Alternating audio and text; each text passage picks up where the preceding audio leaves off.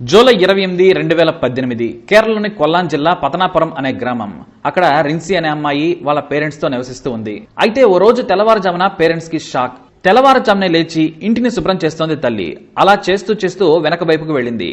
అయితే ఆ ఇంటికి వెనుక వైపు మరో డోర్ ఉంది. ఇదేంటి డోర్ తెరిచే ఉంది అని లోపలికి వెళ్లి చూడగా కూతులు వేలాడుతూ కనిపించడంతో తల్లి షాక్ అయి మూర్చపోయింది. ఆ తర్వాత తండ్రి వచ్చి లబోదిబమన్నాడు. రిన్సీ చనిపోయింది అనే విషయాన్ని వాళ్లు జీర్ణించుకోలేకపోయారు. ఆ ఇంటికి మొత్తం 3 గదులున్నాయి. అందులో ఒకటి కిచెన్, రెండో గదిలో భార్య భర్తలు నిద్రపోతూ ఉంటారు. మరో గదిలో ఇంటర్ ఫస్ట్ ఇయర్ చదువుతున్న వారి కూతురు రిన్సీ ఉంటుంది. అక్కడే చదువుకొని అక్కడే నిద్రపోతుంది. ఆ రూమ్ కి ఇంటి వెనుక వైపు నుంచి కూడా డోర్ ఉంది. ముందు డోర్ పెట్టి ఉండడంతో వెనుక వైపు నుంచి తీసి ఉండడంతో తల్లి అనుమానించి లోపలికి వెళ్లి చూడగా కూతురు చనిపోయి ఉంది. ఇక రిన్సీ చనిపోయిందనే విషయాన్ని పోలీసులకు ఫిర్యాదు చేశారు. అలాగే ఆమె మెడలోని బంగారు చైన్ కూడా మిస్ అయింది అని పోలీసులకు చెప్పారు. శవాన్ని పోస్ట్ మార్టం పంపించారు పోలీసులు. అక్కడ డాక్టర్లు ఆత్మహత్య అని తేల్చారు. రిన్సీకి ఆత్మహత్య చేసుకునేంత ప్రాబ్లమ్స్ ఏమున్నాయా అని పోలీసులు ఎంక్వైరీ చేశారు. ఊరందరినీ విచారించారు. ఎక్కడా కూడా ఆధారాలు దొరకలేదు. అయితే ఆ ఊరి వాళ్లు రిన్సీ తండ్రి మీదనే అనుమానం ఉందని చెప్పారు. ఎందుకంటే పోలీసులకు ఏ క్లూ దొరకలేదు. అందుకని వెంటనే మరోసారి డాక్టర్ల దగ్గరకు వెళ్లారు. మరోసారి పోస్ట్ మార్టం సరిగ్గా చేయండి, ఏమైనా క్లూ దొరుకుతుందా అని చెప్పారు. అప్పుడే డాక్టర్లు పోలీసులకు మరో షాక్ ఇచ్చారు. రిన్సీ ఆత్మహత్య చేసుకోలేదు, రిన్సీని హత్య చేశారు. అంతేకాదు రిన్సీని రేప్ కూడా చేశారు అని ఆ పోస్ట్ మార్టం నివేదిక పోలీసులకు అందింది. అలాగే ప్రైవేట్ భాగాలను కూడా శుభ్రం చేశాడు నిందితుడు. ఇవన్నీ కూడా పోలీసులకు ఊహకందని షాకులనిచ్చాయి. ఎప్పుడైతే రేప్ జరిగింది అనే వార్త బయటకు వచ్చిందో పోలీసులు తమ అనుమానాన్ని పక్కకు తోసేశారు. మొదట తండ్రిని అనుమానించిన రేప్ యాంగిల్ బయటకు వచ్చిన తర్వాత ఆయన వదిలేశారు. చాలా రోజులు రిన్సీ తండ్రిని విచారణ కూడా చేశారు.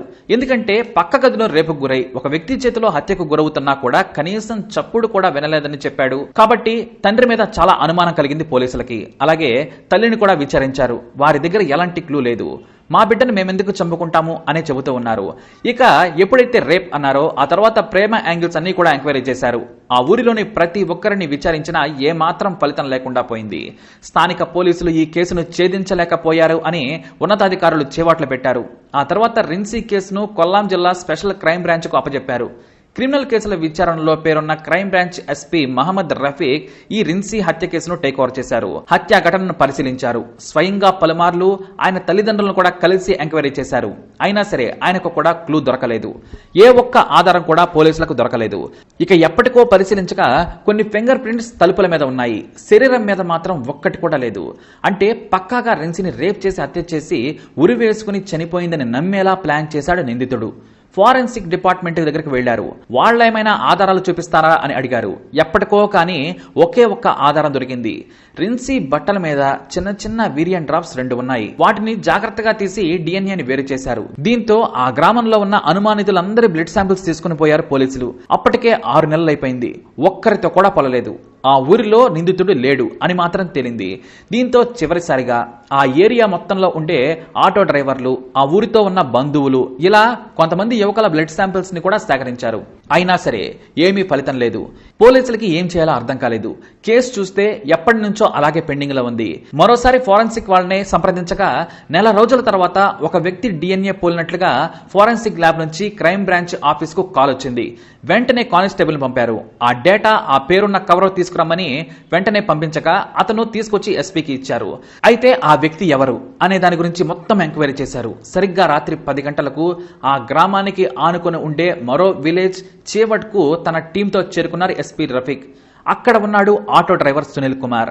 అతని ఇంటికి తన పక్కింట్లో ఉండే అతని స్నేహితుడితో తలుపు కొట్టించారు పోలీసులు. దీంతో స్నేహితుడే కదా అని తలుపు తీశాడు. స్వయంగా ఎస్పీనే సిబ్బందితో సహా వెళ్లి అరెస్ట్ చేసి తీసుకువచ్చి పోలీస్ స్టేషన్ లో వేశాడు. విచారణ మామూలుగా చేయలేదు. ఏం జరిగిందో చెబుతావా లేదా అని సునీల్ కుమార్ పై ఒత్తిడి చేశారు. మొదట సునీల్ తనకేమీ తెలియదని బుకాయించాడు. అయితే నీ వీర్యం దొరికింది అని పోలీసులు చెప్పడంతో ఎట్టకేలకి నిజం ఒప్పుకున్నాడు. రిన్సీని ఆ టైంలో ఎందుకు చంపావు అని చెప్పగా అంతకు ముందే ఆ అమ్మాయి ఆ గదిలో ఒంటరిగా చదువుకుంటున్నట్లు గమనించాడట.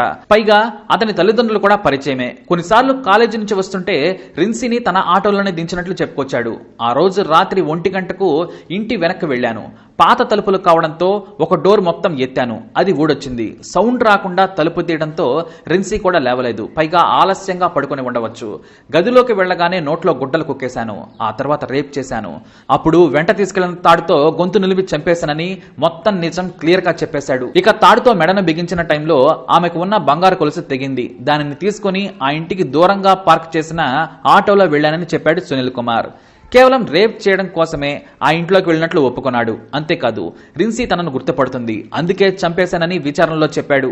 ఎట్టకేలకి నితుడు ఎన్నో నెలలకు గాని పట్టుబడలేదు. మొదట్లో తండ్రి మీద, ఆ తర్వాత ముగ్గురు స్థానిక ఆటో యువకులను అరెస్టు చేశారు పోలీసులు.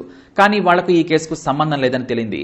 కేవలం DNA పోలడం కారణంగానే ఈ కేసును ఛేదించారు పోలీసులు. అప్పటికే ఆమె ప్రైవేట్ భాగాలను శుభ్రం చేసి వెళ్లాడు.